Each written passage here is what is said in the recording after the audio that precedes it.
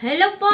Magandang hapon! So guys, kahapon nagpunta ako sa car park at may mga nakita akong mga gamit doon. Kasi sa car park namin, may area kung saan nagtatapon po sila ng mga gamit na pwede pang gamitin. So, heto guys, may mga gamit akong ipapakita sa inyo. I-share ko kung ano yung mga napulot ko kahapon. So, ito guys. Una, ito na-amaze ako dito. Sabi ko kung ano to. Pero nakita ko na dito, oh. Pero hindi ko pa alam kung okay pa siya o hindi. So, guys, look, brand new pa siya. Hindi pa siya nagamit.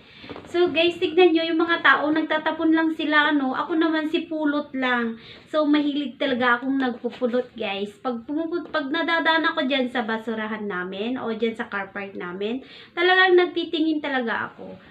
So guys, i-reveal ko sa inyo kung ano, kung okay pa siya. So ayan guys.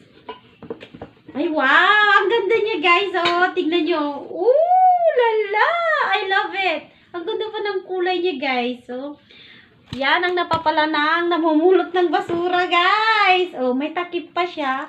Ay, wow, hanep, ang ganda. Tapos, look, may dalawa siyang baso. Ang ganda. I love it talaga. Yan, guys. Tapos, ito yung susunod na ipapakita ko sa inyo. Ang ganda niya, guys. Na-amaze talaga ako kahapon. Kaya, natagalan ako talaga ako sa car park. Meron pa nga doon, guys, yung ano, yung sapatos na may may gulong. Kaso lang, bago yun. Pero sa tagal na hindi nagamit, na bakbak na siya. So, hindi ko na siya kinuha, guys.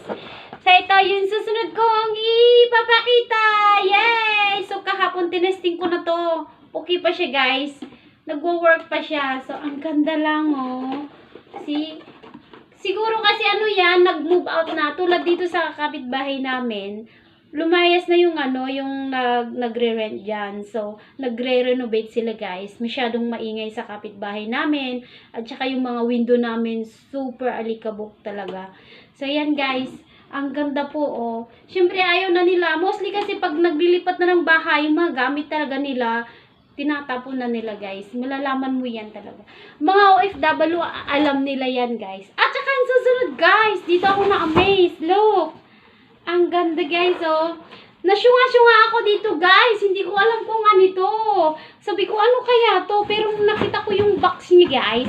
Pakita ko sa inyo yung box niya. Kasi ang laki. Oh, yan. Sabi ko pang dalawang lang. Yung can, tapos isang bottle. Sabi ko.